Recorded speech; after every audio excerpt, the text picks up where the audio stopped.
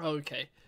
So if you guys want to fast forward, I don't even know if this has started recording yet, but I'm just going to quickly post in Facebook that I am live streaming a budget living end deck, and then I'll be straight with you. So let's go to my channel. Ooh, I've got 2 live streams going on. That's interesting. Okay, so let's just copy that, put it in the old Living End Facebook group.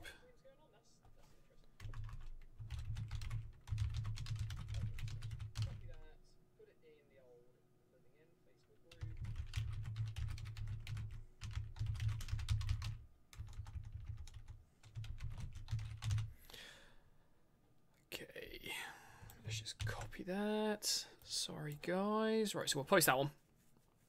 I might be able to chop and change it afterwards anyway, the end video, so you guys might even see this bit. But, oh, wrong one. I just realised you guys are probably hearing me talk to myself right now.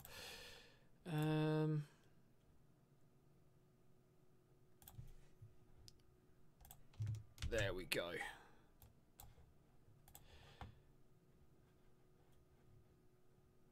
And finally, where are we?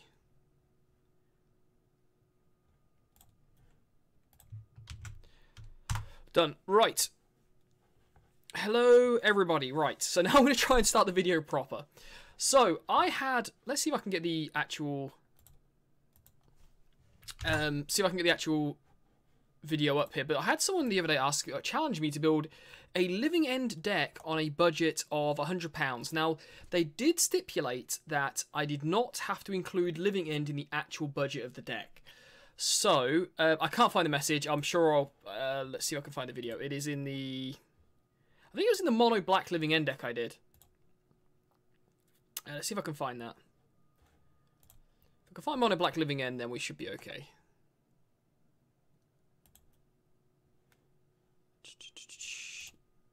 Or is this one? Let's have a look.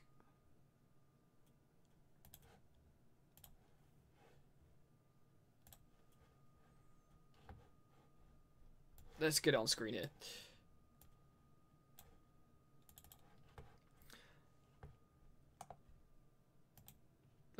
You know what? If you guys want to see the message, I promise it is in this mono black living end video. If you guys want to go and find it, then fine. But the guy basically said to me, look, I just started getting into living end. I'd really like to... he built, like, the deck, but he doesn't have a lot of the expensive pieces, like... I don't know, let's just say a Verdant Catacombs, let's say like, Fulminator Mages are pretty expensive, although the third printing has kind of killed off the price a little bit. But stuff like Ley Lines of the Void, which you don't need in living end... those are the big cards that he couldn't afford. But he had built, like, the good thing about living end is outside of the living ends, the Fulminator Mages and the Verdant Catacombs, compared to a lot of modern, it's a very, very cheap deck to build. So I'm hoping, yes, I have got the thing on screen here. So usually the big cut was in the mana base. So you'll notice here that, like, let's see if I can get the... Here is the deck I just put together. Now you see here it is $117 in paper. He asked for it to be €100, the total cost of the deck. So €100 in dollars is about $114. So I've gone slightly over budget, but I think I've built this deck about as good as you could hope for at the $100 price point. But again, he did stipulate that the living end did not have to be part of the cost of the deck. So it's $117, excluding the cost of the living end. So we're assuming you already have the living ends. So let's get rid of that for now. I'll probably put that in the link down below if I get time later on. For now, let's have a look at the actual deck then. So the big change was definitely the mana base. Even shock lands, even now when they're getting reprinted, are still between $5, $10, $15 each. And unfortunately, Living End uses some of the more expensive shock lands in Blood Crypt and Stomping Ground. Stomping Ground is a 4-of in a lot of decks. Like, you usually see them in Burn, Jund, Scapeshift. There's a lot of... So Stomping Ground is one of the more popular shock lands in the format, and usually it sees more of a 1-of. Fuck you, Cameron. I've just seen your message on Facebook. So we have to kind of give up on Shocklands. We have to obviously give up on Verdant Catacombs. So the mana base is where the big cuts have to happen. So at first I was thinking, well, I'll just put Blooming Marsh in instead of like Blackleaf Cliffs, because Blackleaf Cliffs are like $40, $50 each. But even Blooming Marshes are like $5 each. I thought, well, there's still the red-green one, whatever it's called, the Copperline Gorges. But thanks to Dredge, now they've gone up to $20 each as well. So we can only really afford 3 Blooming Marshes. And instead we're bringing in some Dragon Skull Summits and a 1 Woodland Cemetery. So to accommodate these, and we don't have Shocklands, we have to play a whole bunch of basics. The alternative was to go Sulphurous Springs, like multiple Sulphurous Springs, and like Karplusan Forest and Llanowar Wastes. The problem there is you take a lot of damage from your own mana base, so it's just not going to work. You'll just die before you get set up Living End. Unless you get like a crazy good draw, or you're against control decks all the time, it's just not going to work. You're going to take so much damage from your own mana base, it's just terrible. So, to accommodate the Dragon Skull Summits and the one-off Woodland Cemetery, we'll draw in a whole bunch of basics, so a whole bunch of swamps, 2 mountains, and a forest. Now, because we've gone down to so many basics, we need to kind of make it so our deck is pretty much one colour, but splashing a second and third. So we've gone for the all-in on black cycling. So you'll notice here with the cyclers, there is no Desert Celadon. Now, the reason for that is because Desert Celadon cycles for red, and we kind of want all of our cyclers, all of those there, to be colourless in the case of Archfiend of Ifnir, or Paying Life in the case of Street Wraith, or it taps for just black mana. So all of these are cycling for life, colourless mana, or only black mana. So hence, therefore, we can cycle by putting a whole bunch of swamps in the deck, making it so all of our cyclers only to see one forest, one swamp realistically, looking pretty good from that point of view. Then the problem becomes we need to splash both green and red, probably more predominantly on red. Now to help out with that, we do have the Simian Spirit Guides in here. We've got the 3 Simian Spirit Guides. And then you'll notice in the mana base as well, we're splashing reds in our Dragon Skull Summits. 2 basic mountains as opposed to the 1 forest. The Karplusan Forest can hit both, to be fair. And then we've got a couple of Sulphurous Springs in there. So we only need to find 1 red mana. And in the case of Violent Outburst, we also have to find the green mana as well. So again, you'll notice that our Blooming Marshes tap for black and green. Our Karplusan Forest, again, is red and green. The Sulphurous Springs is black and red. And then the Woodland Cemetery, again, black and green. So almost all of our mana base is splashing black for our cyclers. Or is black for our cyclers. And it's splashing, for the majority of the lands, green and red to get a Cascade spell or a Beast Within going. The big problem with our mana base going into the sideboard is with Anger of the Gods. Now, I don't think there's a way I can't play Anger of the Gods in this current format. You need to exile a lot of creatures in this current... You need to kill a lot of creatures in this current format. With Dredge, you need to exile them.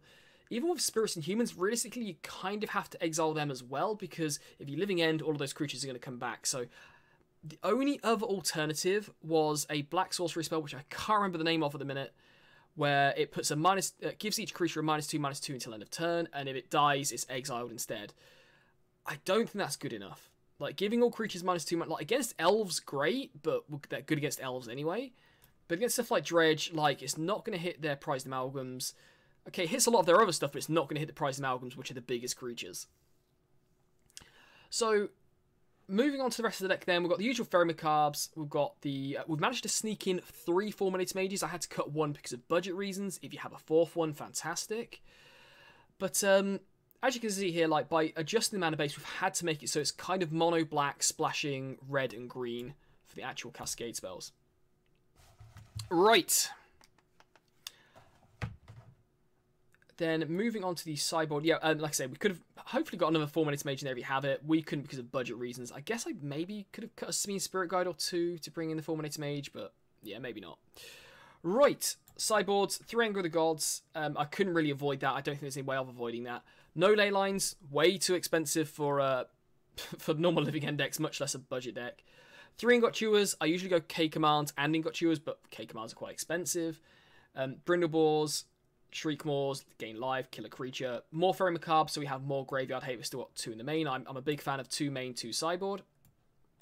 Ricochet Traps for control matchups, although I'm pretty sure we're not beating a control deck anyway with this version of the deck. It could happen, but I just don't think we have enough going on.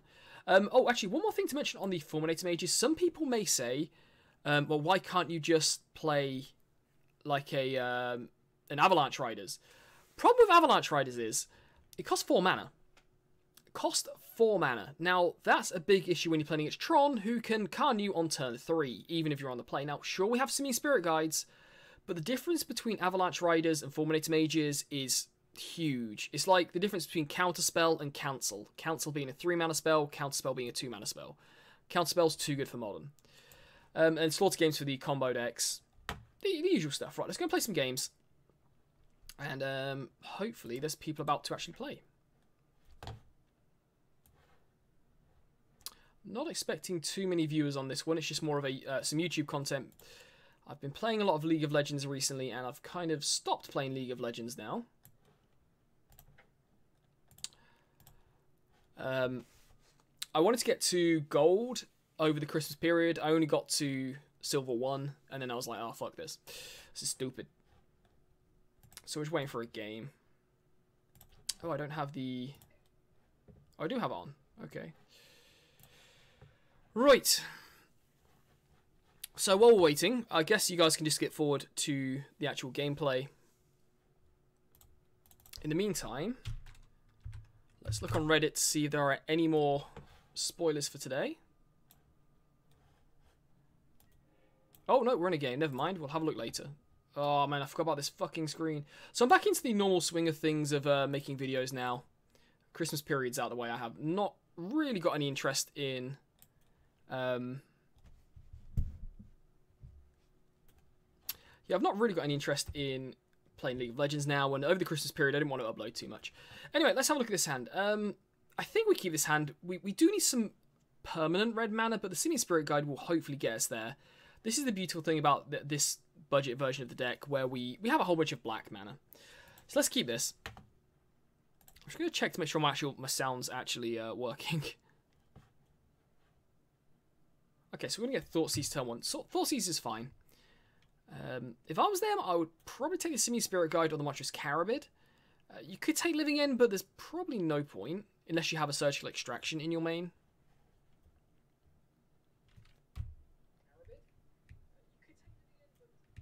Okay, so the sound is working. And now I get the Simian Spirit Guide. Okay, I like that idea.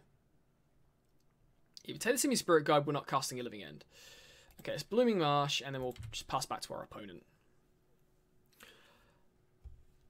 So we're going to hold it. We're going to cycle Monstrous Carabid, hopefully. This is something like 8 rack. I don't like our chances, actually. Oh, so it's like Abzan. Okay. I should probably just throw our opponent's end step, but I can't be asked to wait. Okay, another Monstrous Carabid isn't bad. We just want to be cycling the entire time. There's a Violent Outburst. Okay, so now we just need to actually find a red source of mana. Our opponent taking the Simian Spirit Guide is a bit of a killer for us, actually.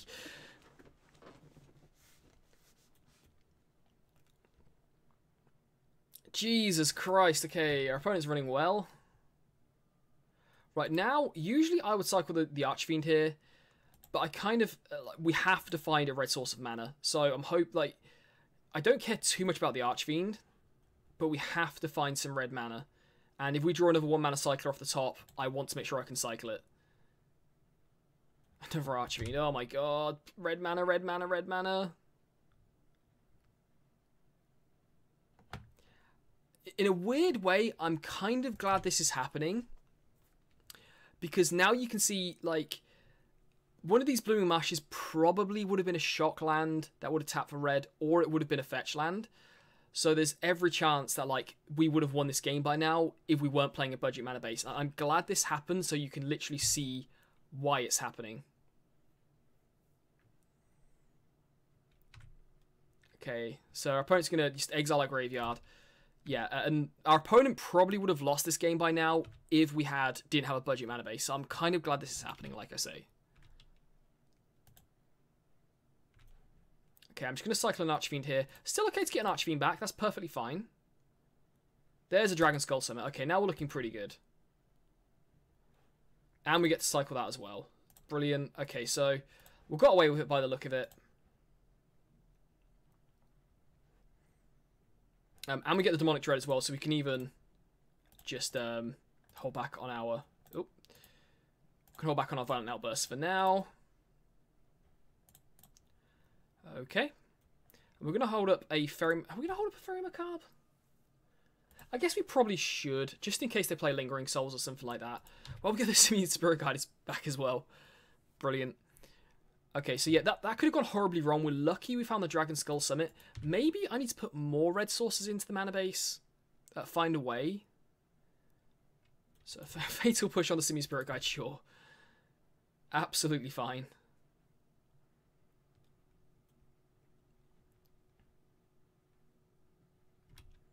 Opponent's got nothing by the look of it.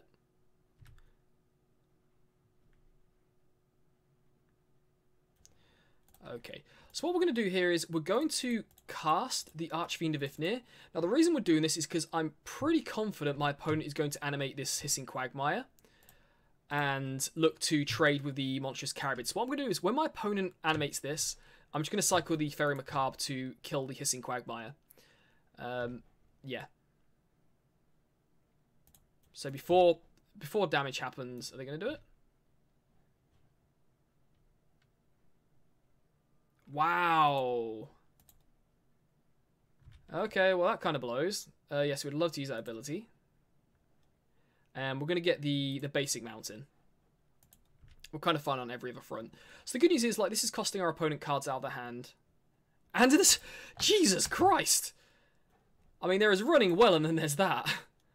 Okay, well, sure. Actually, I probably should have got the other mountain there, just in case they have another Assassin's Trophy for... Like, well, I guess it doesn't matter. They have an Assassin's Trophy for the Dragon Skull Summit, then. We're still going to be able to search for another mountain, so that's not a big deal. What on earth? Create a 1/1 lifelink guy. Okay. Sounds good. Rightio. So they're obviously going to chump block for a very long time. That's actually a pretty good draw. That's actually a really, really good draw. Okay, so we're going to attack. We'll attack Sorin. Force them to chump block with the vampire. Sure. So what we're going to look to do is we're going to beast within the Sorin next turn, and then Violent Outburst as well on end step.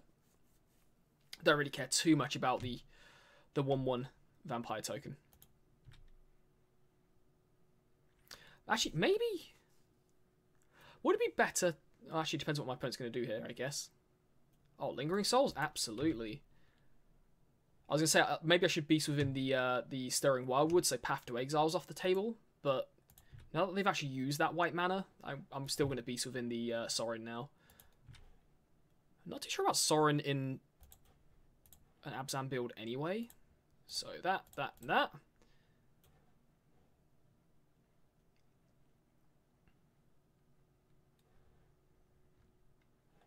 And then, what are we even getting back? Oh wait, they get the Scavenging Ooze back, actually. Oh no, I guess we can Fairy Macabre that away. So we got a Simian Spirit Guide and an Archfiend. That is actually not that good. That is not that good.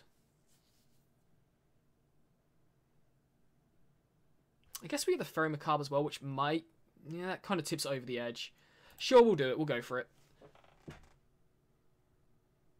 So get rid of Lingering Souls and Scavenging Ooze.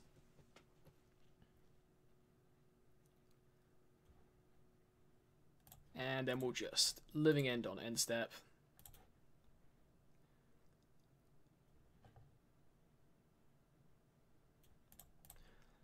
And at least we'll get in for 9. We'll do almost half their life total here before they get to realistically use the what's in their hand. They could have another Fatal Push, I guess. But this last Violent Outburst now doesn't do anything. Of course they have another Fatal Push. The good news again is like they're down to 1 card in hand and they've got to deal with our board. And that Beast Within's probably going to target our own lands now. Okay, let's attack. Get in for 7. We could get in for 9. Which puts our opponent down to 8, which means a Beast Within is potentially lethal next turn. I guess... like this Final Outburst doesn't do anything anymore, and we could get extremely high diminishing returns on these two creatures if we don't use it now. We put our opponent down to 8. Let's just say they path to exile the Archfiend of Ifnir. Does this have reach? It does have reach. Okay, that's worth noting. This does have reach. You know what? I'm just going to use it now. Yeah, it's not as if it's going to get any better. So we're just going to Violent Outburst now, just to get in for an extra couple of points of damage. That made you quit? This game wasn't over. Okay, whatever. I'll take the win. Okay. So against these guys, we want the Shriekmaws. Now, we haven't seen a Tarmogoyf yet, so I'm not convinced that we need... Actually, no, we do want the Fairy Macabres because we saw Lingering Souls. Okay. We don't know if they're going to bring in ley lines or artifacts yet, so I guess I'll bring in a couple of Ingot Chewers, probably not the entire 3. I don't think we want much more than that, so what's... Let's improve the size of the screen here. There we go. What don't we want here? Now, we've got good cards in this matchup. I guess the Architects of Will aren't that good, so we can trim a couple of those. We don't want to get rid of too many Cyclers, though. Although we are expecting Graveyard Hate, so we don't want... Like, this one we can't even cast, so I guess that might be a reason to get rid of these. Man, every card here seems pretty good against them. Like, even just hard casting an Archfiend of Ifnir is good. It's perfectly fine. We could trim a land. I don't know if that's very good, though.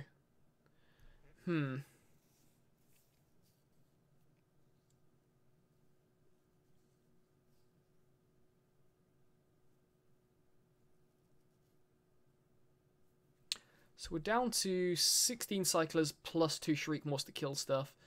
Let's trim an Ingot Chewer. We don't know for sure that they're playing artifacts yet. It just gives us an out if they have like a relic or something like that. But again, we're quite happy just casting our creatures if that's the case.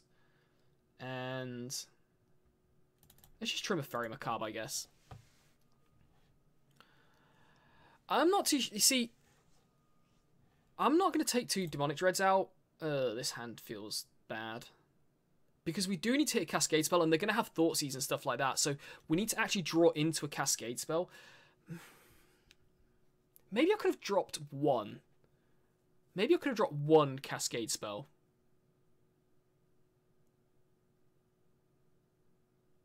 Okay, our opponent's going to keep. I really hate mulliganing against decks that have Thoughtseize in them. Like Thoughtseize and Inquisitions. So, I'm very reluctant to mulligan this, but I think we kind of have to. We have the Cascade spell, but we need them to play a creature first. We've got the Shriekmaw to deal with the... We've got 19 lands. You know what, I'm going to keep. It's a risk, but with 2 Cyclers, we just need to hit 1 land to start cycling Archfiend, 1 land guarantee Shriekmaw, and if it's 1 land, it's going to be a basic, and the Swamp is the best one to have. So the reason is, you guys probably didn't see this at the beginning. In fact, I know you didn't, because I went down to 0 viewers at one point. This is a budget deck, and Leyline of the Void is not a budget deck. If you want to watch the video later on when I finish, you can rewind back to the beginning. I explained that it's a challenge that someone set me to build a budget version of Living End for about €100 or $115, and I made one for $117. That was excluding the cost of the Living Ends, though. He stipulated that I don't have to worry about the cost of Living End. He already owns the Living Ends. So Leyline of the Void is way too expensive, and Bontu's Last Reckoning just isn't... I don't think it's that good. Why would I play Bontu's Last Reckoning when I need to not only kill the creatures, I need them to be in exile as well? Because I can board wipe against humans, I then Living End, and they get all of those humans back, and I could probably end up in a worse position than I was before. Or against the, like, Dredge, sure, I can Bontu's Last Reckoning, I don't untap for next turn, and then they're going to get all those creatures back anyway. Right, so where are we? Okay, we're just going to our turn. So yeah, we got our Demonic Dread taken out of hand. Okay, so if we're not going to find a land, at least find Cyclers is fine, I guess. Sometimes these decks bring in stuff like Fulminator Mage as well. Okay, there's a Stirring Wildwood. And there's the Nihil Spellbomb. Okay. So now we'll know what we're up against. So at this point, we cycle creatures we don't care about. So there is the Monstrous Carabid. And we don't cycle now until we run out of lands. Okay, there's a Monstrous Carabid. We do need to find... sorry, Demonic Dread. We need to find one more red source of mana. We need to find a red source of mana and something to actually target with the Demonic Dread. But all in all, it's not the worst situation to be in. Again, so what's this? Lingering Souls, I'm guessing? Oh, Gideon. Gideon's a problem, actually. Gideon's actually a problem. That is not a good idea. It doesn't really do anything. Okay. Right. So we'll cycle the Monstrous Carabid now because we don't have a land. There's a Fulminator Mage. It's not terrible. Fortunately, though, it's not a land, so we have to cycle. If it was a land, I wouldn't have... Oh, my God. That's like 20 lands in this deck. There's another land. Okay, well, that's something. That's at least something. So let's put down the Fulminator Mage for now.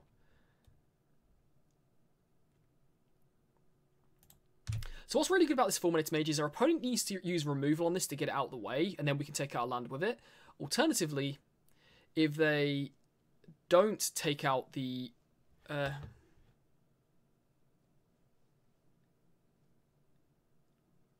if I linked you an interesting brew I've been messing with, would you give me your thoughts on sideboard or main deck choices? Yeah, sure. I play a reasonable amount of Living End. Oh my god, they fucking top deck the Inquisition. Okay, sure, whatever. They're going to take the Demonic Dread. Not a big deal since we don't have the red source of mana anyway. And again, we can start hard casting our things. Yeah, if you want to link me, I'm part of the Living End Facebook group. If you came here via the link I put there. If you want to just put it right here, I can have a look at it.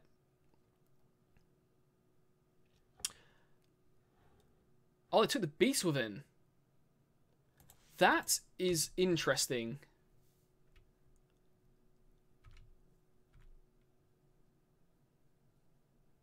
So if we top like a red source here, my opponent's in potentially a lot of trouble.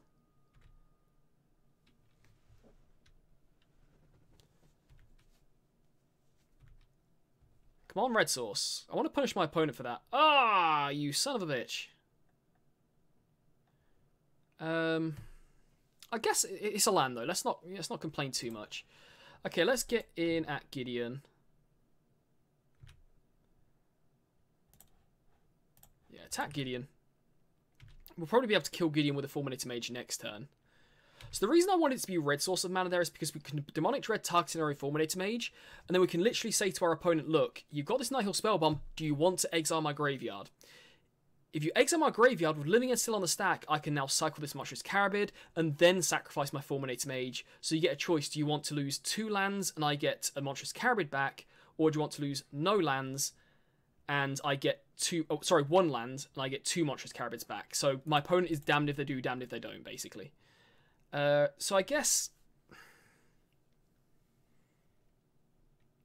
I'm kind of reluctant to do anything else here. I think we've got Gideon on 1 life or 1 loyalty point, and we can just attack him.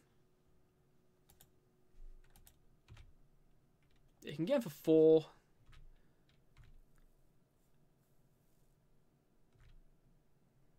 Luckily we're against Abzan, and Abzan, like, sure they have creature lands which are a bit scary, but on the whole not that scary.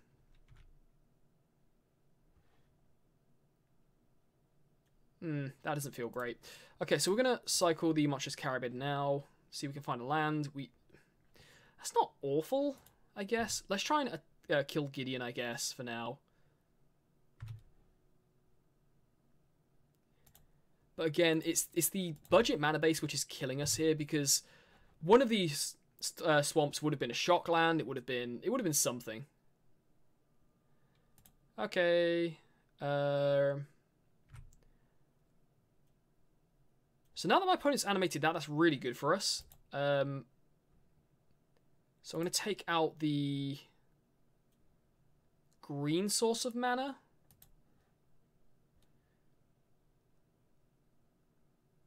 It's not great for us, obviously. I'd rather kill Gideon.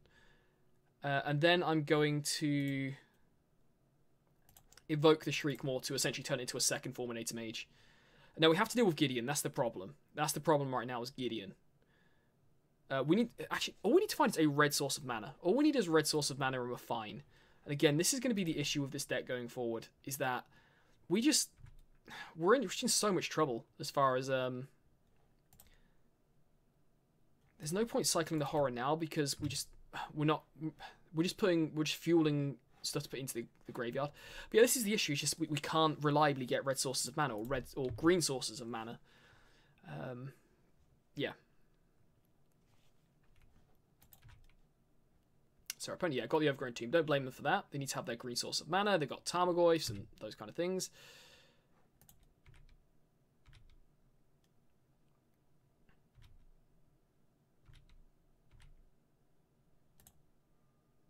Another green source, that kind of blows.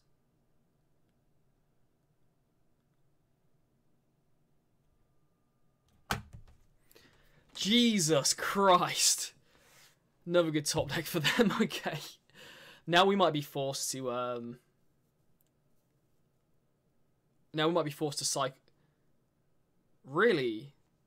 Really? Okay, I thought they were going to take the Demonic Dread. I guess this way we don't actually have a target, so... Yeah. Okay, let's go to our turn. Oh my god, at least we can cast stuff now. So I'm going to start with the Horror of the Broken Lands. If one of my creatures is going to get killed, I want it to be this one. My opponent's got one card left in hand. So the land is a good top deck. We need it to be a red source of mana. But something like an Assassin's Trophy or a Path to Exile isn't the worst because we can go and get a red source of mana, which is the key thing. Yeah, so my opponent's just drawn pretty much perfectly against us. We have not. Although I think my opponent has misplayed this game. I really do. By not taking this Demonic Dread. Like, they're giving us outs. Like, and, yeah.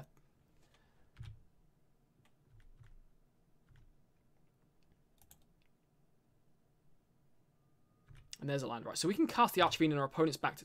I guess they're not just top decking, are they? Ooh, that's an interesting one. That's actually a really, really good draw because now we can cast our Archfiend. And we can cycle the Street Wraith to shrink the Gideon. So my opponent thinks I'm going to have to, like, just chum block with Archfiend. And in actual fact, we're just going to cycle Street Wraith to shrink the Gideon. And we don't kill Gideon, but we put him down to a 3-3 so he doesn't kill Archfiend.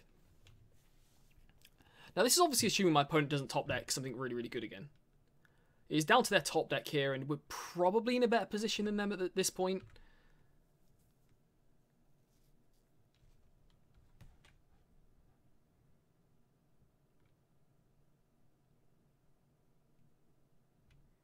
Okay, so they're cracking the Nihil Spellbomb. That's good for us as well. That means we're going to...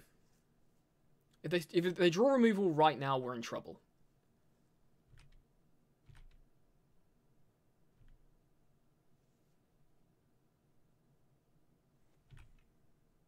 Why would you animate Gideon after combat?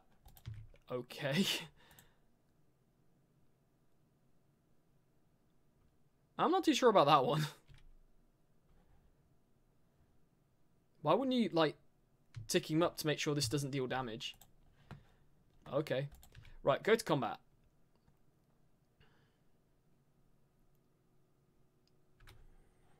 Okay, we'll attack. We need to get Gideon off the table. I mean, I'm not going to celebrate for two reasons. One is because I'm playing a fucking budget deck and we should have won ages ago, but because of these fucking budget lands.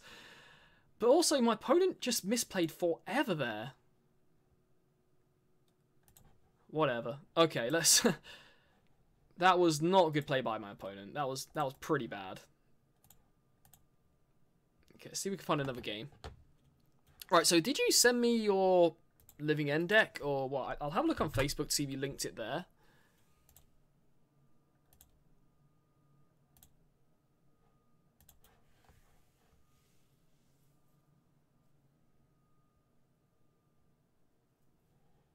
I don't know if...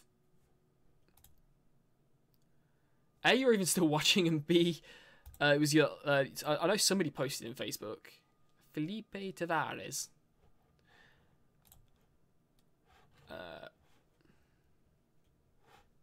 Right, okay. So, would you like to play? I'd love to play first. Sounds like a cracking idea. So we can't keep that hand. And we can't keep that hand. We are a long way off being able to cast these... There's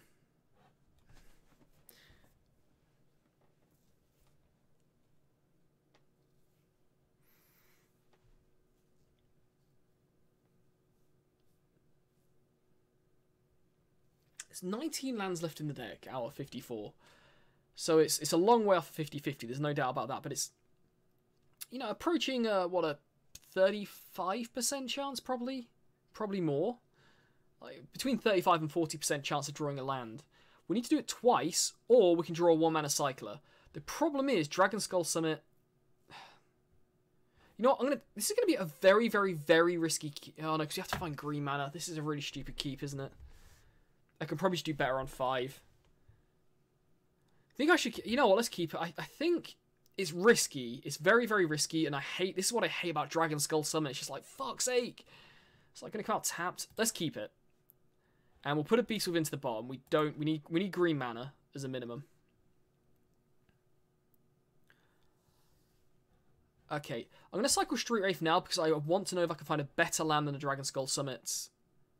Okay, that's not a better land, but at least it's a 1-mana cycler. At least we've got that.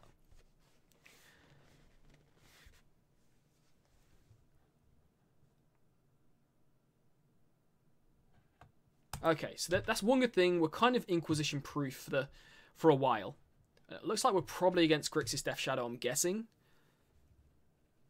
I actually only had one draw because I only had Archfiend of Ifnir, so I need to find a land. I guess you could say, yeah, land. Sorry, yeah, card. I realised what you meant. Card for my turn. Yeah. Second Archfiend. Oh man, don't do this to me, deck. Come on. Oh, MTGO, you son of a bitch. One land in my top. It's actually top 10 cards because we scried one to the bottom. Ah.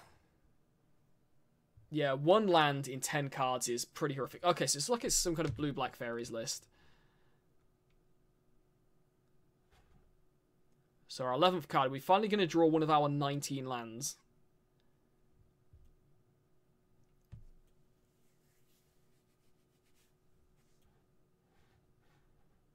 Okay, it's a redraw. Redraw. Land or 1-mana cycler? 1-mana cycler, redraw. Jesus Christ, how far down do we have to go for a land here? Hey, okay, I'll take it. I'll take it for now. So we need to find a green source of mana soon, because then we're going to be able to Violent Outburst on their end step.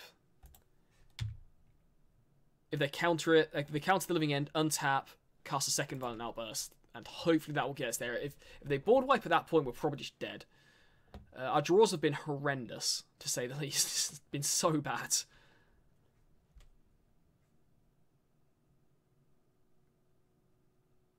And that's actually, our draws here have been like nothing to do with budget living end. It's just down to MTGO being MTGO. That's all it is.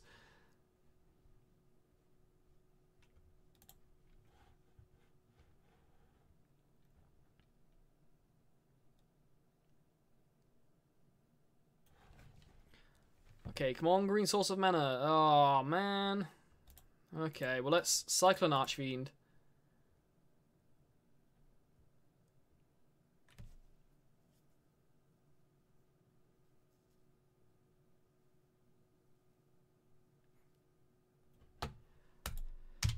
Oh my god.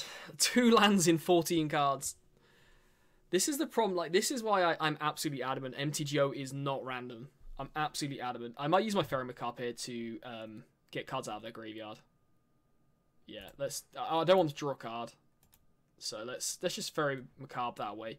Luckily we did draw the Demonic Dread, so we have a target for this as well. So we don't need a green source of mana now. So that's one good thing for us. I mean, it's we're not in a great position, let's be honest.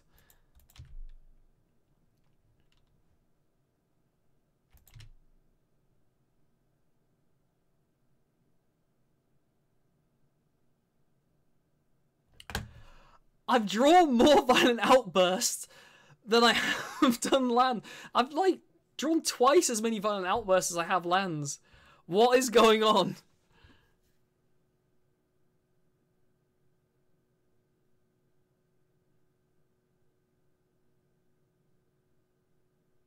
Yeah, that's fair enough. The double splash red is, I was hoping it was avoidable. And it might, I probably just have to accept the fact that I'm just not going to beat Dredge with an Anger of the Gods, so we might just have to put in more Fairy well, we have got all 4 Fairy Macabres, but bring in something else. An alternative idea was to go kind of black-green and literally just splash red for the Cascade spells, and that was it. That was another alternative. So then we could play a whole bunch of forests, a whole bunch of swamps, and then play stuff like Wood Elves, where we can go and search for, what's a green-black, not a shock land, but a dual land that has both a forest and a swamp or a mountain on it.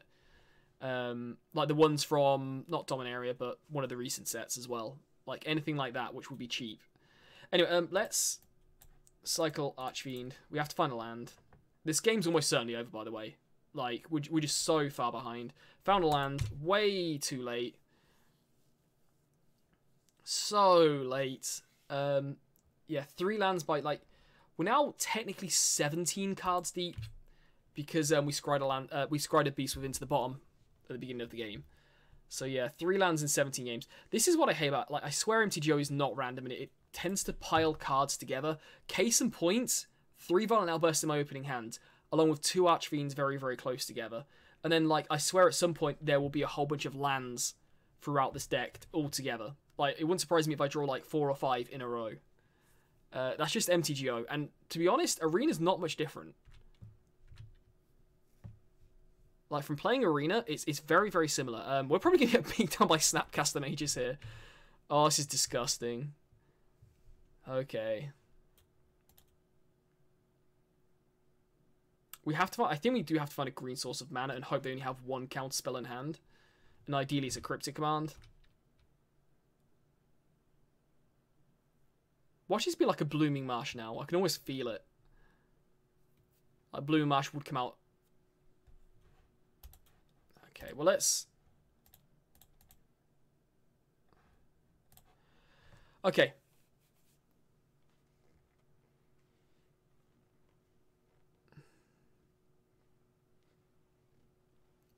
Right. Do you,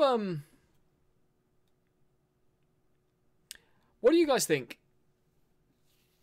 I can go for a Demonic Dread here and hope they don't have a counter spell. That seems very optimistic for a deck that is permanently leaving up blue mana. That they could just be representing a counter spell, but there's a very, very high chance that a deck that isn't doing much has a counter spell in hand. We could suspend Living End, but we're going down to 2 next turn, go down to 6 life, go down to 2 life, goes down to 1 counter. I think with that far behind that we just have to Demonic Dread and hope they don't have it. I genuinely do. And if they have it, we're just dead anyway. I think I'd rather lose quickly than... Like, if I'm going to lose, I want to lose quickly, not long term. I'm not too sure. I think it's our only option. So I think I'm just going to go for it. And again, I'm really glad this is happening because this would not happen with a non-budget mana base, because we would have found a green source by now, because these Dragon Skull Summits would have been, actually these would have been Blackleaf Cliffs, so that's not technically true, because this could have quite easily been a basic swamp as well. So let's just cast this. If our opponent counters it, I'll give it 1 more draw step.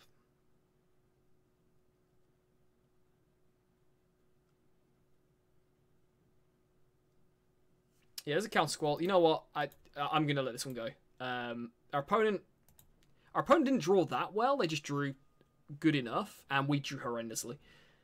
So it looks like we need more green sources. I guess like 1, 2, 3, 4, 5, 6 green sources of mana actually isn't that many.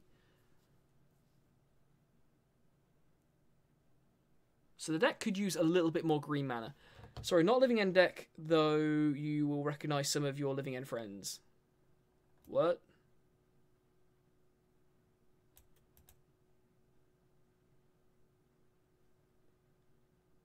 I'm not too sure what you mean. Okay, right, sideboarding. So in come the Ricochet Traps. I'm kind of expecting this to be blue-black fairies. I'm assuming ley lines from them, so I'm not going to bother with the... I guess I should probably bring in a couple of Ingot Chewers just in case. A lot of people are deviating away from ley lines now because they're just not that good. I'm actually going to bring in the fairies because I'm expecting surgical extractions. So it's literally to protect my living ends from being surgically extracted. Also helps with Snapcaster Mage and stuff like that as well. We'll go down a Demonic Dread. Maybe we just don't... These Ingot Chewers could be really bad. Let's get rid of a couple of these guys and one of these. So a bit less on the cycling. Okay.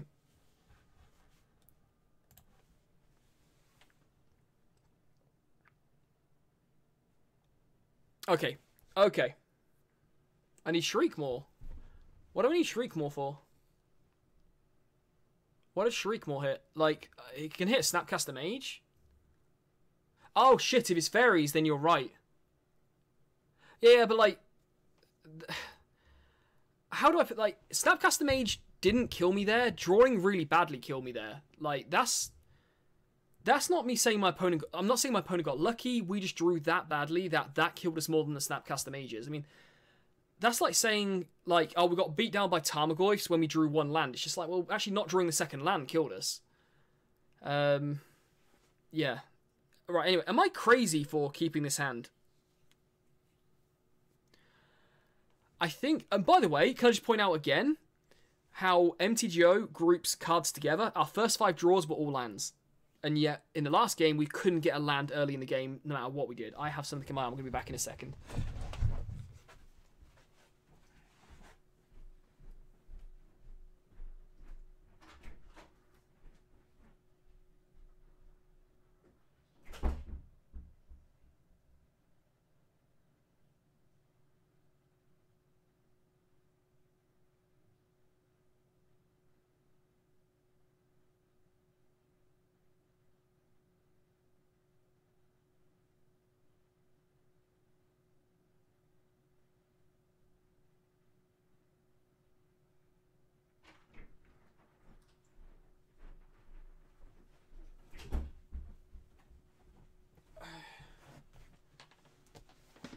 Okay. Okay, yeah, Snapcast... Well, Shriekmaw on a Vendilion Clique is a bit more realistic. God, my eyes are stinging. I guess if I think they are blue-black fairies, then they could also be playing the Mistbind Clique as well. I've seen nothing to suggest... Other than the Creeping Tar Pit, I've seen nothing to suggest that they are...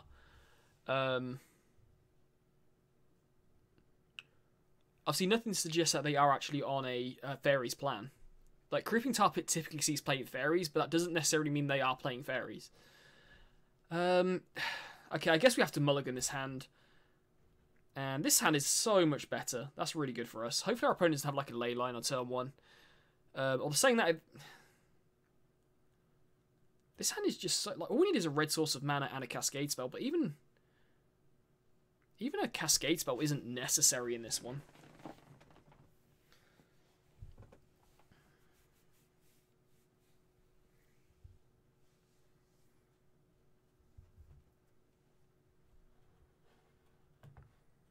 What time are we at? Okay. So opponents kept 7. Let's see where we are. Simian Spirit Guide. You know what? I'm actually going to keep that on top. The reason being is because we need a red source of mana. So we'll play a... Let's play a Swamp, and then we'll pass to our opponent.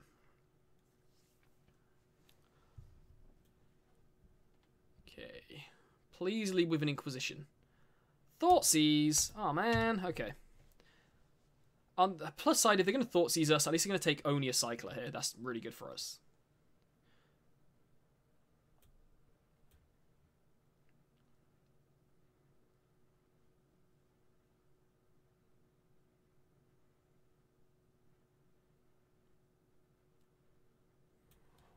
To the monstrous carabid, really? Really? Okay. I guess that's the worst creature, so that's the one that you definitely want in our graveyard. So I'm not going to cycle... actually, no. Them taking the monstrous carabid changes things. So I wasn't going to cycle here because I knew there was a Simian Spirit Guide on top of our library. And if there's a Simian Spirit Guide on top of my library, I could have exiled that to cycle the monstrous carabid in response to an Inquisition or a Thoughtseize next turn. Now that they've taken the monstrous carabid, I think I will just cycle the Horror of the Broken Lands and draw our Simian Spirit Guide. Ooh.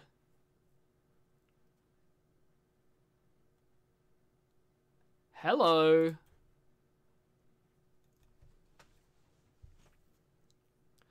Right, question. Question. Do I do this now? We put 8 power on the board, which against the control deck is very, very, very good.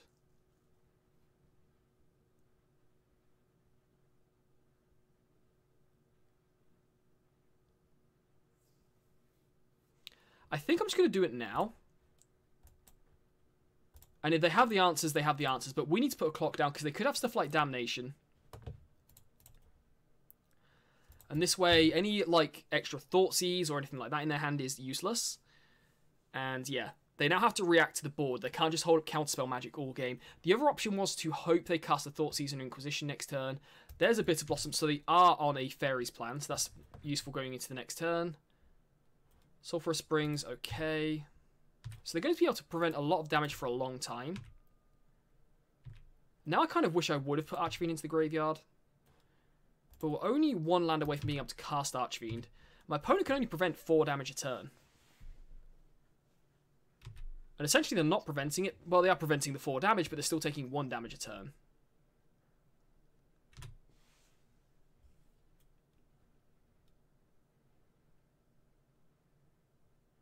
Okay.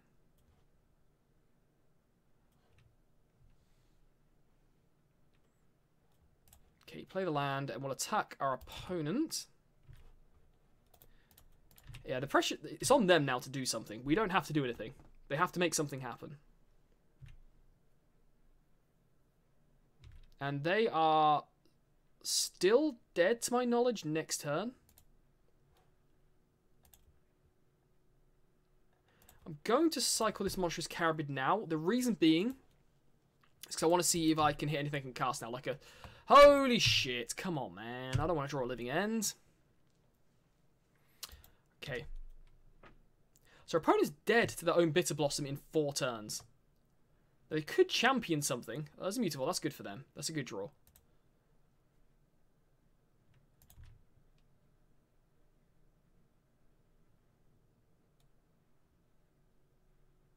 So this is a Mistbind Clique. So I should have brought in the Shriekmaws. Although I wouldn't have been able to do anything here. So they're going to tap our lands. I'm not going to cycle an Archfiend in response. And there's a land for an Archfiend next turn. Okay, so we're going to attack. My opponent still has to chump block here. Yeah, they still have to chump block.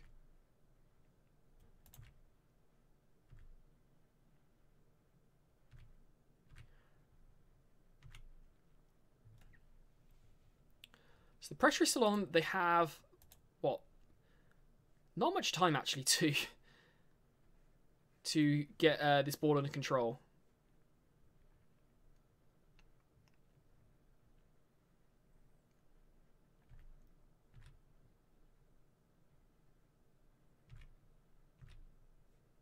Okay, they have another Mistbind Clique.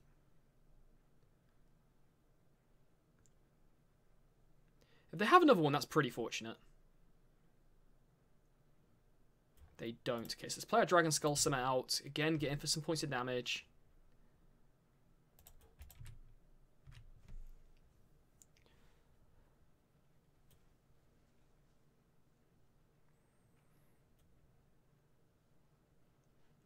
So my opponent may want to trade... And they're not going to do it. I was going to say, they might want to trade Creeping Tar Pit plus a Fairy token for the Horror of the Broken Lands. But I guess they're not wanting to do that.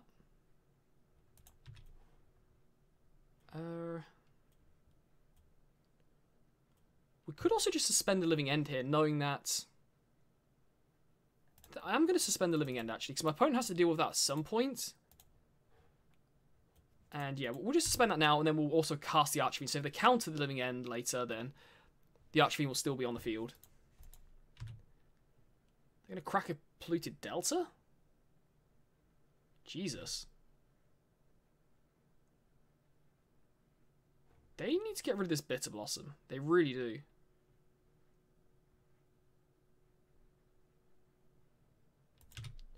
That'll do it. Okay.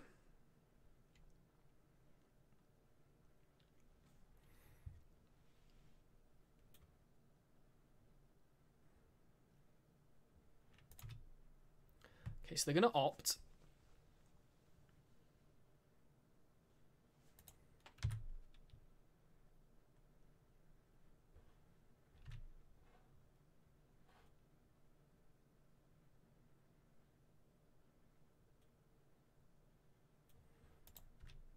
Okay, well, we'll attack first.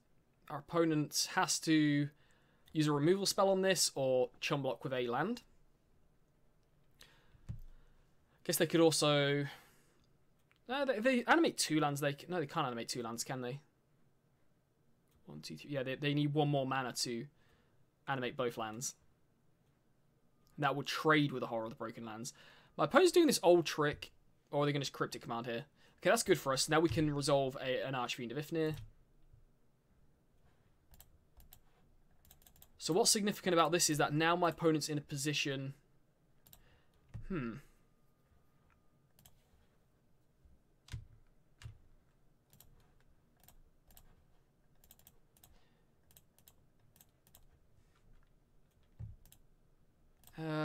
I'm going to hold up the Architects of Will just in case they do something. We've got the ability to cycle this and shrink their team. Now my opponent's in a weird position where... Okay, we've got the match, the game. So if they did counter the Living End, we still get our 2 big creatures left. And if they don't counter the Living End, we still get 2 4/4s out of the deal. So they were damned if they do, damned if they don't. Yeah. So the quick Living End won the game there. So now that we saw those Mistbind Cliques, we probably do bring the Shriek Maws. I'm not sure they're that good. I'm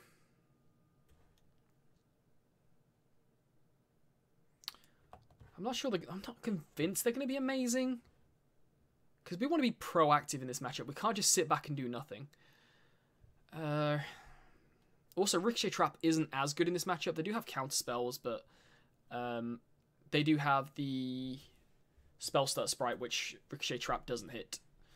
I'm going to take out a Fairy Macabre, I think, for one of those Shriek Maws. And...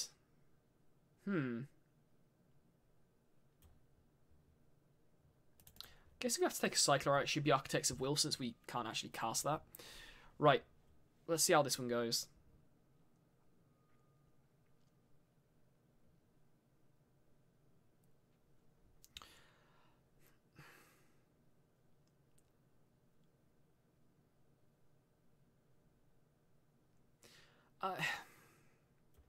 This is a weird hand. This is a very, very weird hand. So... On the face of it, this hand seems fine because we've got plenty of Cyclers and a Violent Outburst. My opponent's kept on 7. There is a very, very, very low chance that they kept a hand that doesn't have Thoughtseize or Inquisition or Leyline or a counterspell in it. So this Violent Outburst actually isn't as good as it may seem when my opponent keeps on 7. They're going to have something. We're already down to essentially 6 because of the Living End, and we can't even cycle on turn 1. So I think we can do better on 6, and we're already kind of down to 6 anyway. That's actually not that bad.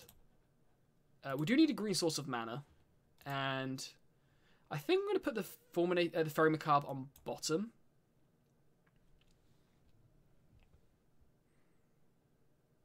Okay. And Inquisition, yeah.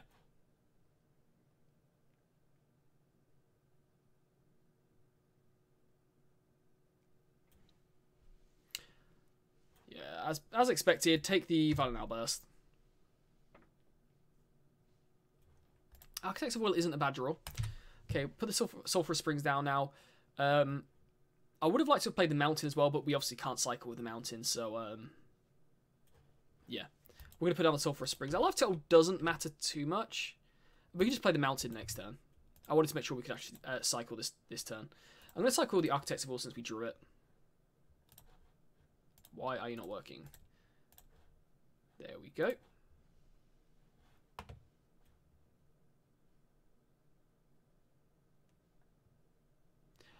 A mono red. So the problem with mono red Phoenix is, how are you going to? Actually, it could work because you're kind of playing with Hollow One anyway. But like, how are you going to cast enough instants and sorceries to get that back? And if I remember rightly, there was lightning bolts in that deck. They had lightning bolts. It just seems really tough in that deck to. Well, that's a good draw. It just seems really tough in that deck to get the mono red deck to get a whole bunch of instants and sorceries in one turn. If I remember rightly, because like if you're, let's just say you cast like Karazev's Expertise into Living End, that's 2 spells, but you're already living ending anyway. So like, surely it'd be better to put more creatures, like better creatures than Arclight Phoenix, into your graveyard using Faithless Lootings and stuff like that.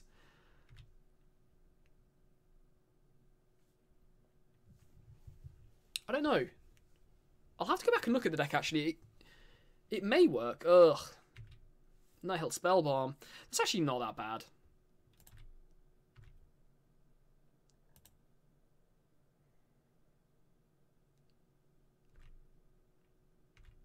So we're going to stop cycling now. We're not going to cycle again until we run out of lands. And we've got 1 land in hand. Man, our deck loves us drawing Living Ends at the minute. Loves making us draw Living Ends. Okay, let's just cast a Fulminator Mage.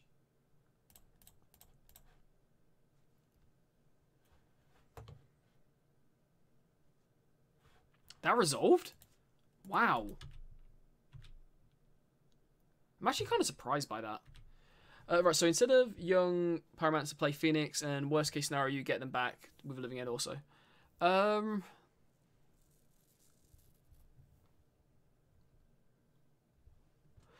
have to go back and have a look at the deck. Yes and no. So we're going to have to cycle here if I don't hit a land. So hopefully we draw a land. We don't. But that isn't a bad draw. Okay, let's cast another Fulminator Mage. See if my opponent wants to counter this.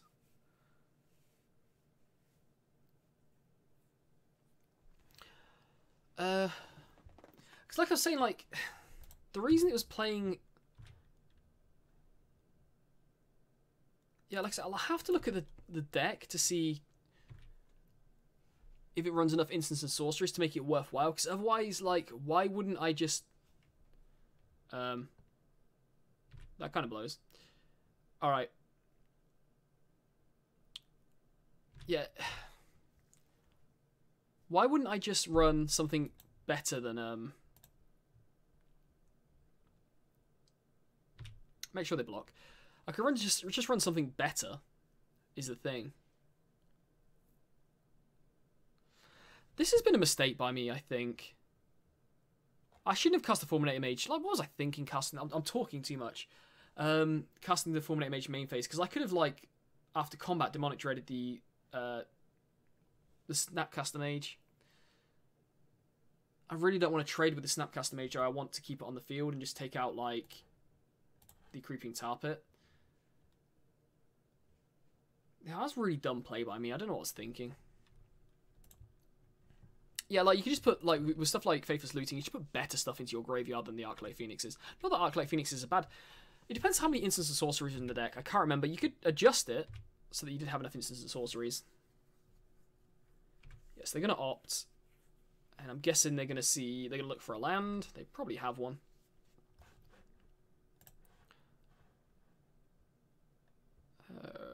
Game log, where are we? Puts a card on top. So I'm guessing they kept the Polluted Delta on top. Could be very wrong as well. So they're going to get in for 2. Okay.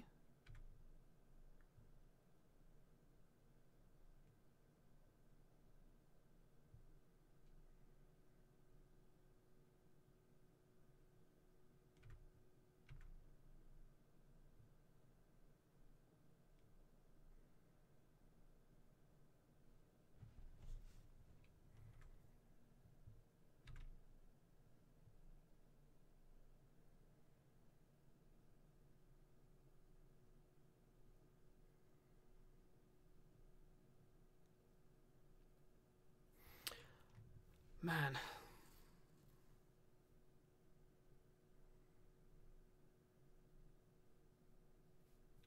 Yeah, Dragon Skull Summit's not a bad draw. Let's go ahead and attack.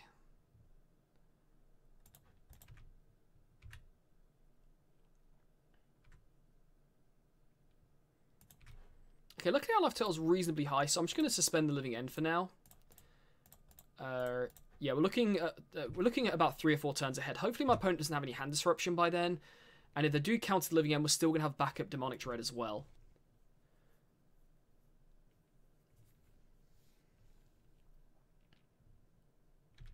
And if we draw more lands in the meantime, you know, we can quite easily cast a Horror of the Broken Lands or a Street Wraith as well.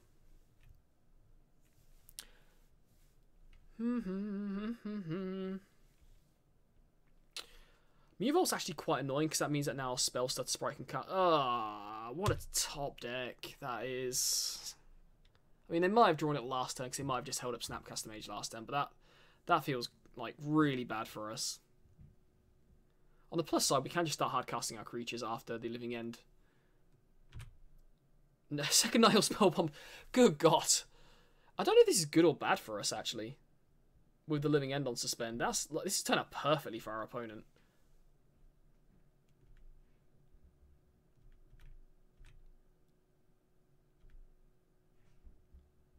We might have to try and just outplay them here, I think. Which is not a good place to be in. Okay. So Living End, one more counter off it. So I have 2 left, I believe. Yeah, 2 left after this comes off. Okay, Bloom Mash is fine. That's absolutely fine.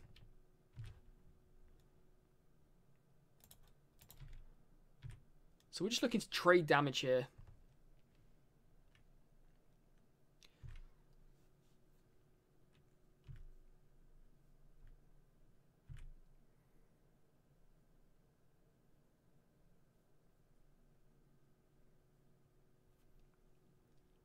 I would actually like to find...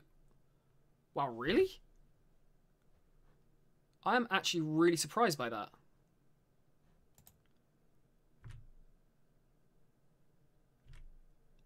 I guess they may as well cash in 1, but if they don't have a counterspell for this Living End, they could end up in a lot of trouble.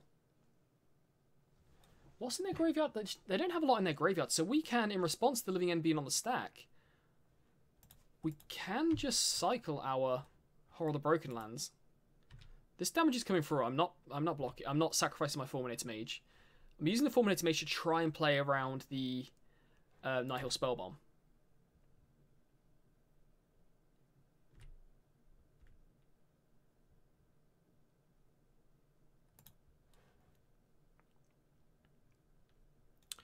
Or am I?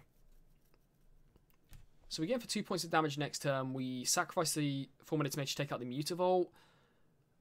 If they counter the Living End, we can respond by casting creatures afterwards. Okay, I think I like that position. So yeah, we're going to wait until next turn to sacrifice the Fulminator Mage. Give ourselves as much time as we possibly can.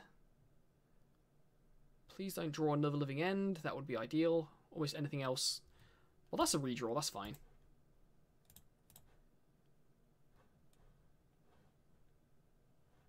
And land is also fine as well.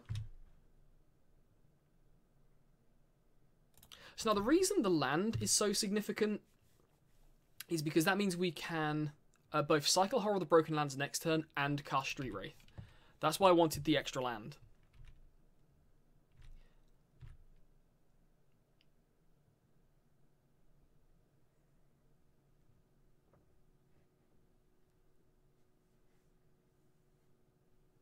Okay, so your opponent's got 3 cards left in hand. A Bitter Blossom, okay.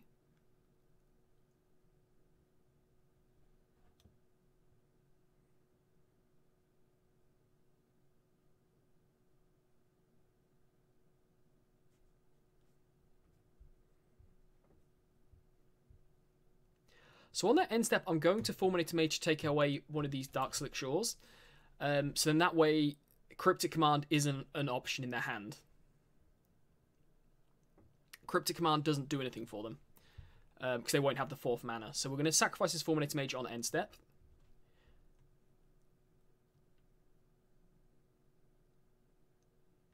So then they have to have something like a Spell Stutter Sprite, which would be very, very, very annoying.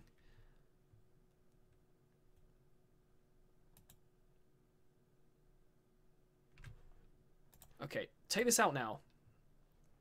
Our opponent will... Okay, so here's how it's going to work. We're going to cast Living End. Our opponent, if they have a counter spell, they will counter it. If they don't have a counter spell, they use Nihil Spellbomb to exile our graveyard. This is kind of what we've been working towards. Okay, so let's see what they've got.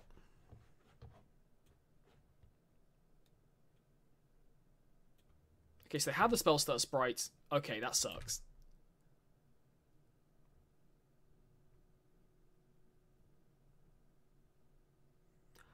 Holy crap, that is good. That is the draw. That's the draw. Now my opponent has to get rid of this. That is the draw. That's lucky, I'm not going to lie, but we weren't out of the game even if we didn't draw that. My opponent now has to deal with this, and I don't know how they deal with this, to be honest, outside of like a board wipe or something.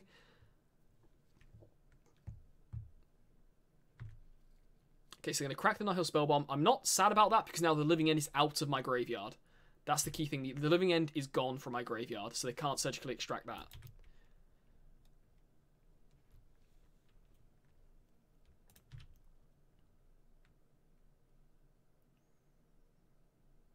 Second Mutavault, okay. What could my opponent have that I care about that they could kill Archfiend with? So they could have something like a Dismember, but Dismember would kill Archfiend anyway. Return target permanent to its owner's hand and draw a card. Let's cycle in response to get rid of their board for a start. And then we know that we still have the Street Wraith in our hands. Second Archfiend.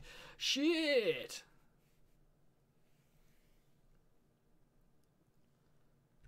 Okay, they're going to animate Mutavault. So Archfiend will come down again. And they need to deal with Archfiend again.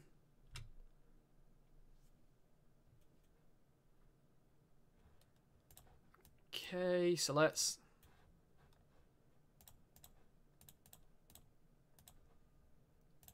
cast Archfiend 2.0. We're slowly getting there. We're slowly grinding through the deck. This is why Archfiend is a very, very good card, by the way. It's fortunate to draw it, but it's still why it's such a good card. Because it does stuff like this.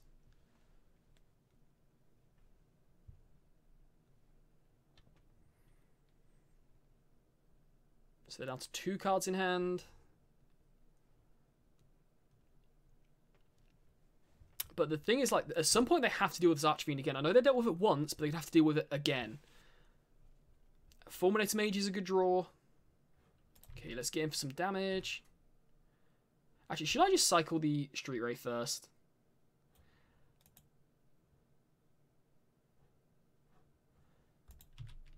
You know, I'm just going to cycle the Street Wraith now. Just because it allows us to get in for 5 points of damage rather than just them just chum blocking. It costs us 2 life, but whatever.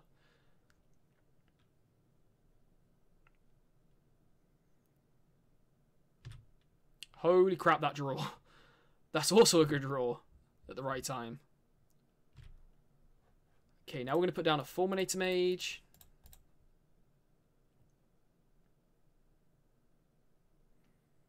That resolved as well. Jesus. They have, like, no count. Like, this should be getting countered, the Fulminator Mage, I think.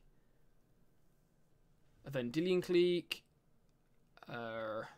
See, are they going to target? Target me? Okay. You know what? In response, I think I'm just going to Violent Outburst here. I think in response, I'm just going to Violent Outburst. And if they have a counterspell in hand, they have it. And if they don't, they pretty much lose on the spot. Like, what is their graveyard? Snapcaster, Spellstutter, Sprite, and not much else. We could alternatively just cycle Archfiend and just say, you know what? Pick your poison. Yeah, I think I'm going to do that, actually. That sounds good.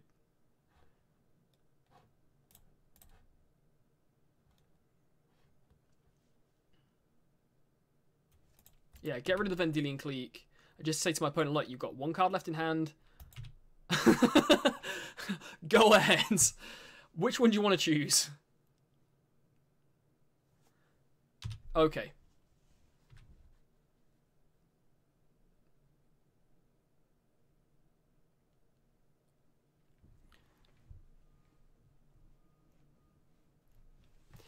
This is going to sound arrogant, but that's how you outplay a Fairies player. No offense to James. James, I doubt you'll watch this, but James, if you do watch, you know there's no offense intended for that. We've played the matchup 1,000 times, but that's how you outplay someone. And that's with us drawing not great, even with my opponent drawing pretty well. Right, one more game, then I'm going to go to bed. I have work in like 8 hours, so I do need to get some sleep at some point. Kaplusan Forest. Ugh. 2 Cascade spells, though. That's really good. And we can cycle the Monstrous Carabid still. We're going to keep. It's a risky one, but we're going to keep. I think I played against Andre Guy before. Oh, I thought he played Tron. But I guess he's playing Merfolk. Okay.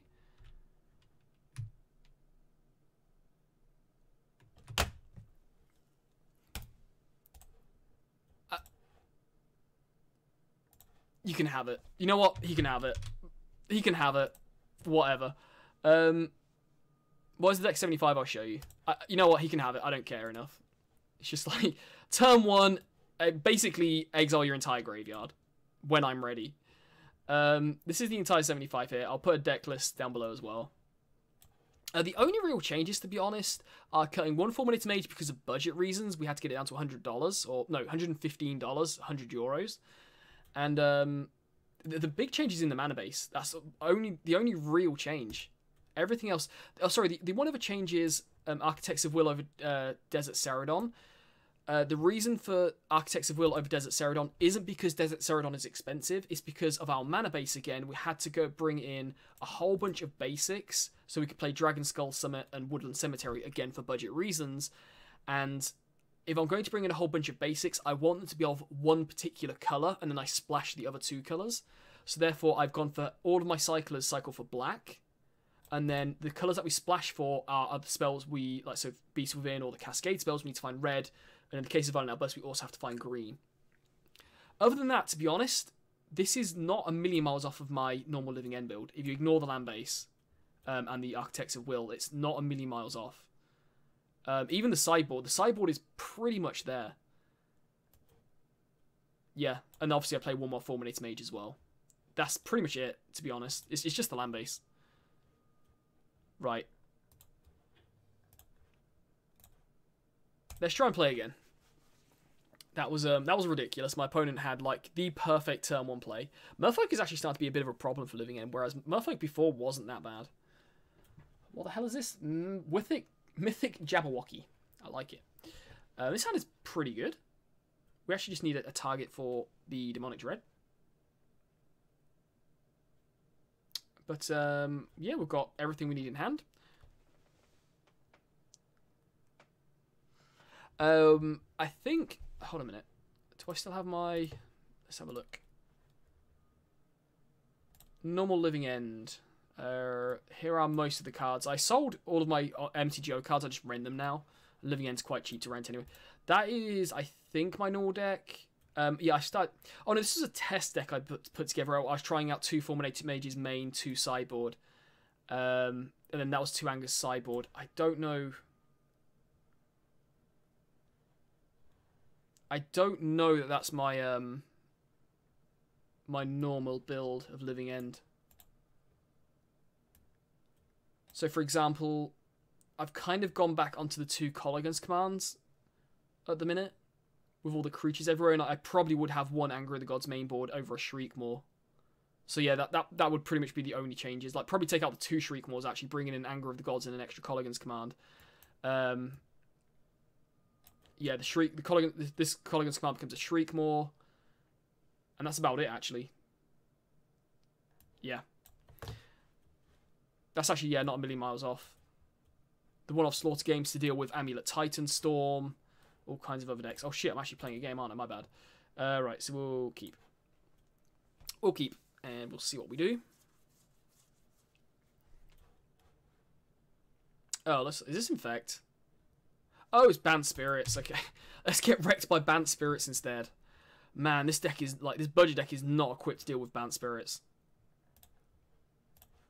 Holy crap, this deck is absolutely nowhere near built for Banned Spirits, other than the Anger of the Gods. I guess we have Shriekmaw sideboard as well.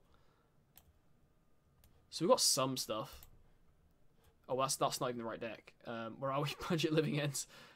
Yeah, 3 Anger of the Gods, 2 Shriekmaws. The Ricochet Traps aren't even that good in this matchup because it doesn't deal with the spirits that counter spells or exile spells. Okay.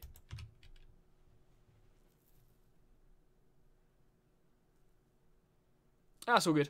4 mainboard Fairies, 4 mainboard Anger of the Gods, and playing an Anger mainboard. Yeah, I used to play Fairy Macabre's mainboard as well. So yes, definitely Spirits. Walland Haunt, pretty much only sees playing Spirits to my knowledge. Noble Hierarch? Yep.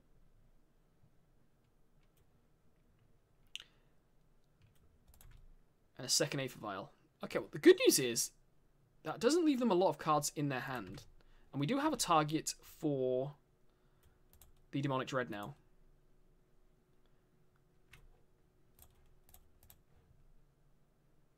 So Cycle Horror, Never Architects of Will, bleh.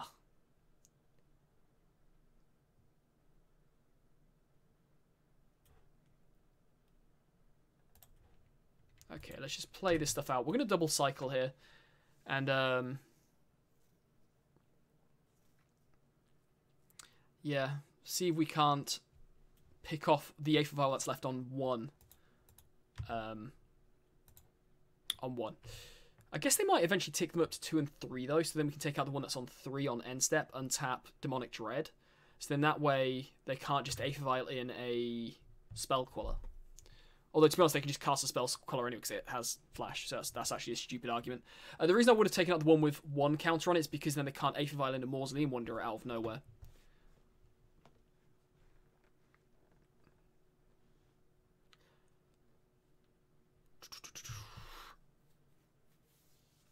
Yeah, 4-minute Mage sideboard isn't feeling that good anymore. Sorry, mainboard isn't feeling that good because Tron isn't that big. Even Blue-White Control is starting to see a lot less popularity now. And 4-minute Mage just doesn't, like, in this matchup, doesn't really do anything. In, like, against stuff like Infect, it's okay.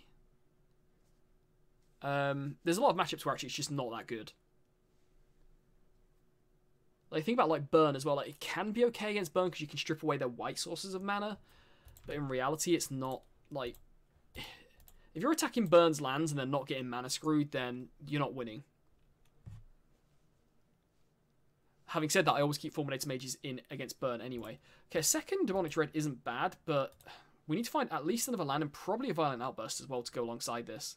There's a land. Okay, that will do. And there's a Dragon Skull Summit as well, so we may as well put that one out and then pass back to them. We need to find some green sources of mana, and again, it's the mana base that is fucking killing this deck. Oh, the mana base is, like, crazy bad.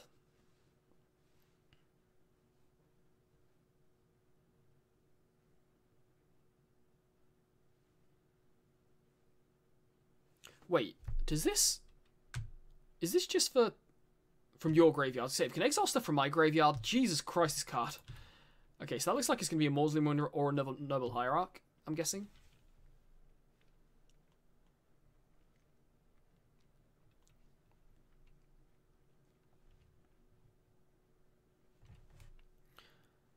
Man, I need a drink. Where's my bottle of Pepsi Max? Here we go.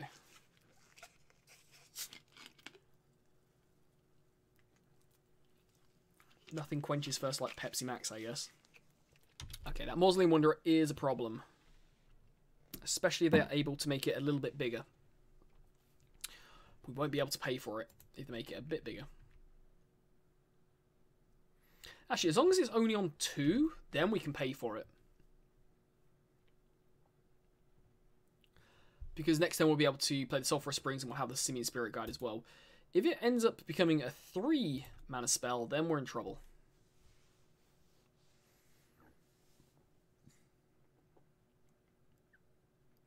On the positive side, though, Beast Within, if they do Spell Queller our Living End, Beast Within can kill the Spell Queller to Living End at any point. So, like, Beast Within essentially becomes a violent... Excuse me. Beast Within essentially becomes a second... another Violent Outburst when targeting a Spell Queller in this deck, assuming they don't give the Spell Queller Hexproof as well. Okay...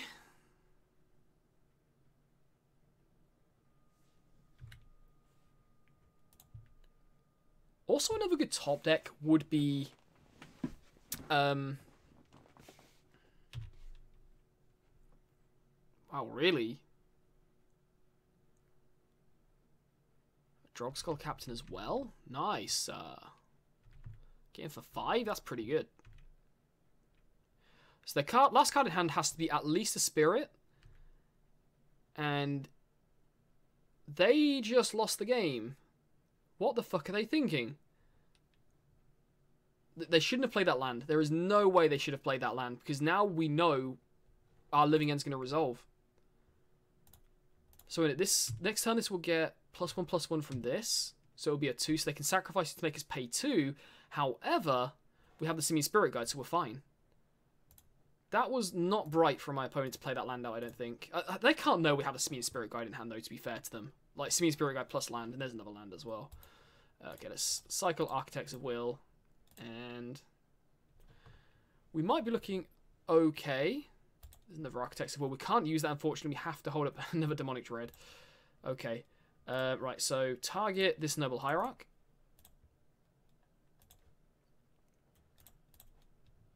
My opponent will get back the Mausoleum Wanderer, but it just doesn't matter. It just literally does not matter.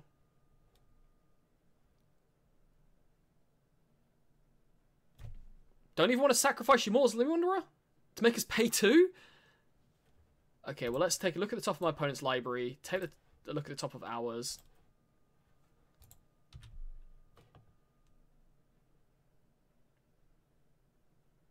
I will put it so Violent Outburst resolves last. Then, so we want Monstrous Carabid on top of our deck. The reason we wanted Monstrous Carabid is because we have the Simian Spirit Guide to cycle the Monstrous Carabid.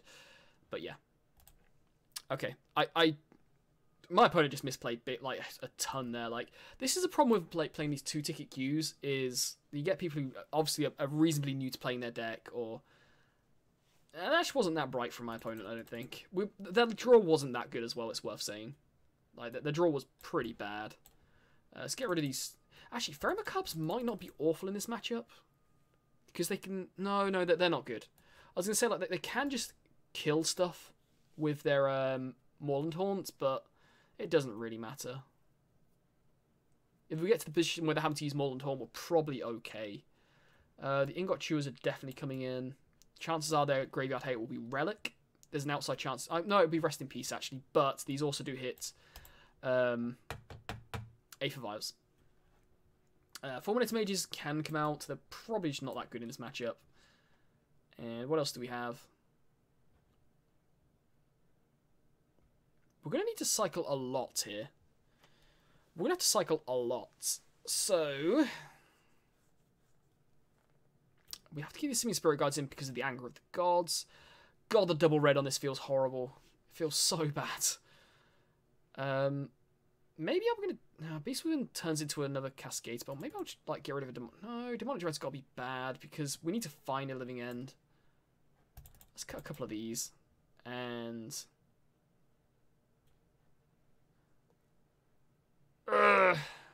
get rid of an Ingot Chewer.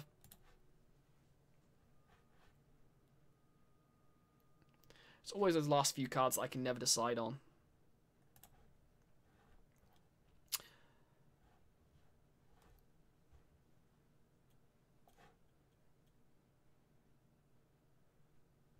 Okay. Right, we're keeping.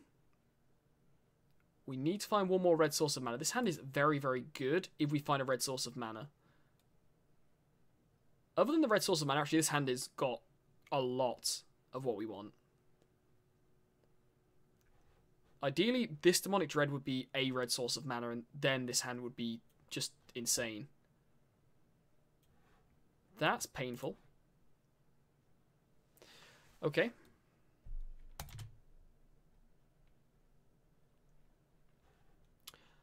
That's not what we want. Okay, so Blooming Marsh. At least it's mana. You know, it's something.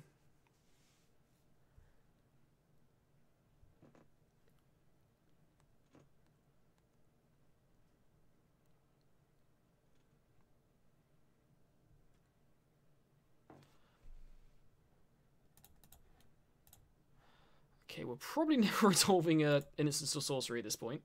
Let's cycle this. I probably should have cycled the Architect's Will. That was a mistake.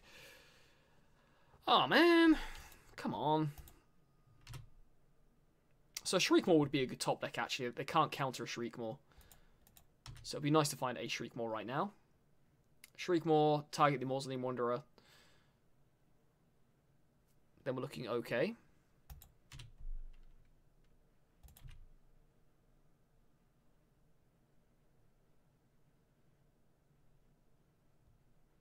Okay. Okay,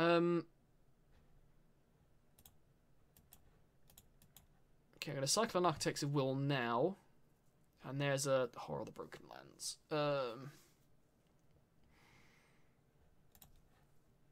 I'm going to play this one. The reason I'm not going to play the Mountain or the Sulphurous Springs is because we're not going to resolve an Anger of the Gods next turn either way. So, yeah. I'd rather just continue cycling. I hope my opponent doesn't have Rest in Peace. And judging by what they're doing now... Oh my god, we are never resolving... We are never resolving an Anger of the Gods. It's not going to happen. And even if it does, it probably doesn't matter anymore. I guess we could Anger of the Gods to kill a Mausoleum Wanderer, and I probably, for that reason, should have played the Sulphurous Springs. Oh, wait. We can at least make them get rid of the... Mausoleum Wanderer next turn by just casting Demonic Dread. That works. Okay. That's something. It's not great. It's something.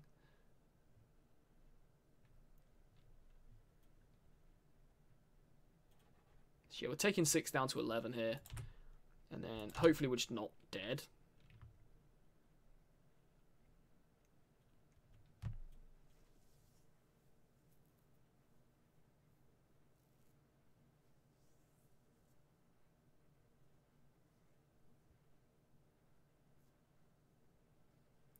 Don't really want to be drawing those lands anymore. Okay, let's just do this so my opponent has to sacrifice the Mausoleum Wanderer. It's not great, but we've got to do what we can. Yeah. My opponent will sacrifice the Mausoleum Wanderer, obviously. What are they doing? Like, wait, if I've read Mausoleum Wanderer, what are they doing?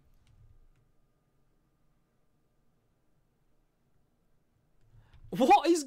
Oh, this feels bad now. It's just like, this isn't a good representation of the matchup. My opponent's, like, misplaying. Well, this sucks. I mean, I've got to go now as well, because I have to, like, get to work. Yeah, I know. She's like, that isn't a good representation of this matchup. Like, I shouldn't have won game 2 for sure, I don't think. I think that position was horrible. But... like, game 1 was kind of... even if they did sacrifice the Mausoleum Wanderer, it probably wouldn't have mattered because... well, we had the Simian Spirit Guide, and... yeah.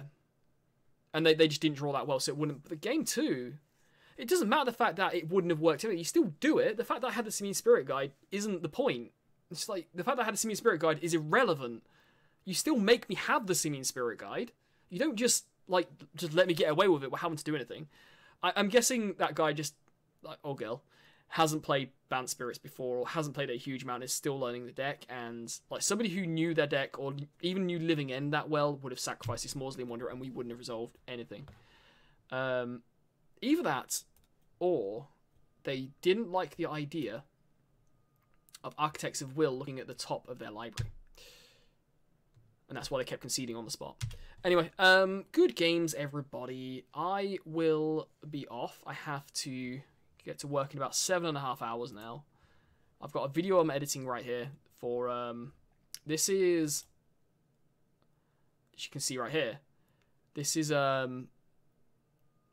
Grixis deck destruction, a deck that I'm putting onto the channel soon, where you literally play like a whole bunch of Lost Legacy effects, or Slaughter games. The deck is pretty much that, Thoughtseize and Jace, and a whole bunch of disruption spells, and you literally take the win conditions out of their deck.